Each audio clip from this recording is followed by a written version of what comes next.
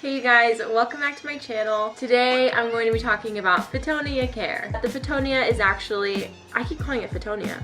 A lot of people also call it a nerve plant, just in case I've been speaking gibberish this whole time. So I've got two Fittonia plants. This one was my first. I actually just trimmed it back to try and propagate it.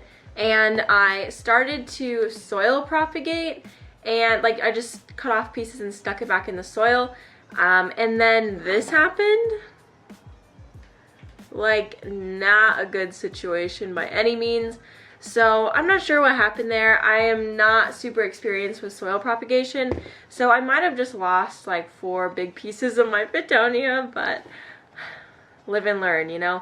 But anyway, so while I might not be able to give tips about propagating Fittonia right now, I definitely do know how to care for them. Fittonias can be a very fickle plant, and in my experience, I have given them the best conditions for it from day one, and I have noticed a lot of growth and wonderful things coming from my plant, and I wanted to share with you some of my tips and things that I do. Obviously, all houseplants are different, all homes are different, and this is just what works for me. So you can definitely listen to my advice and try to implement it in your own home with your own Fittonia.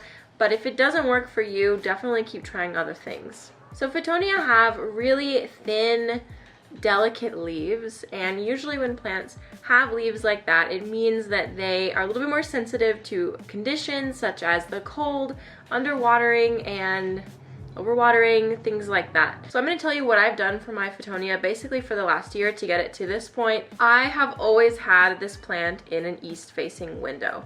Always. It has never not been in an east-facing window. I have been tempted to move it and put it underneath my grow light so that other plants can have the east-facing window, but I just can't bring myself to do it, so it has never left an east-facing window. And so east-facing windows are my favorite windows, and here's why. Your plant is going to be getting some direct rays of light for a good portion of the day, let's say from, you know, sunrise around 7 a.m. until, let's say, 10-ish. So that's about 4 hours that your plant is able to see the sun.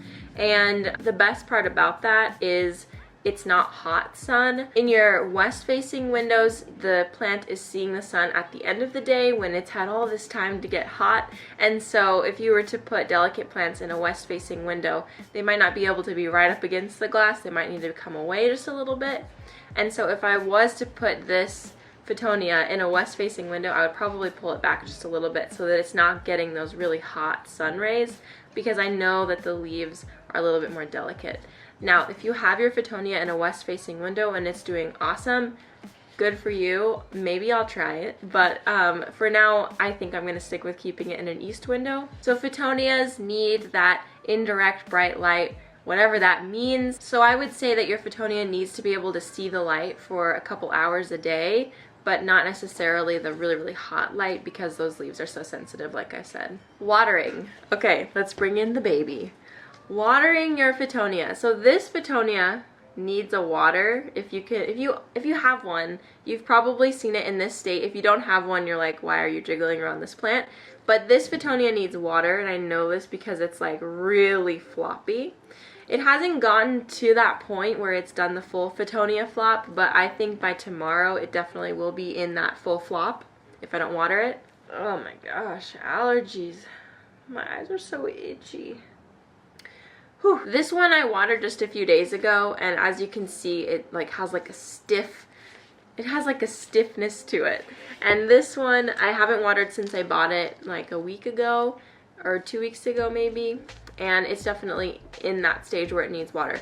So I do not water my Fittonia until it gets to this floppy stage, and that is a very strict rule that I've implemented for myself because I never want to overwater a plant. A plant can so much better come back from overwatering than underwatering. Flip that. A plant can come back from underwatering, but it's so much harder to come back from overwatering. So I just tend to err on the underwatering side of things, and my Fittonia is no different. So everybody says that they don't like to dry out completely, and that's probably true, but usually when it comes time to water it, like when it's at this stage, it's pretty dry, like at least, oh my god, it's so hard, I can't even get my finger down in there. I don't water my Fittonia until it tells me that it needs it, and I give it a really, really good soak. Just like I water the rest of my plants. I made an entire video about how I water. I water my plants super thoroughly. Like, I'll just stick it in the sink or outside on the porch and just keep dumping water on it for a long time. I really let the soil soak in all the water because the soil is kind of like a sponge, and when the soil is hard because it hasn't been watered in a while, which is not a bad thing necessarily, the water can just rush off to the sides and not be absorbed in the soil. So I aerate the soil and then I just keep pounding water through it. Softly, not pounding, gently putting water through the plant. So yeah, that's basically how I take care of my Fittonia. East facing window and water when it looks like it needs water. I mean, that feels so simple, but that's really how I do it, and I think that I have some pretty beautiful Fittonias. So if you have any specific questions about Fittonia, please leave them in the comments down below and maybe I can answer them for you. But the Fittonia is actually, I keep calling it Fittonia. A lot of people also call it a nerve plant, just in case I've been speaking gibberish this whole time. If you have any specific questions about your Fittonia or whatever it may be, you can also DM me on Instagram. I'd love to talk to you about my favorite plant in the whole entire world. Until next time, thank you so much for watching this video. Don't forget to subscribe to my channel if you like this video, and I'll catch you in the next one. Bye!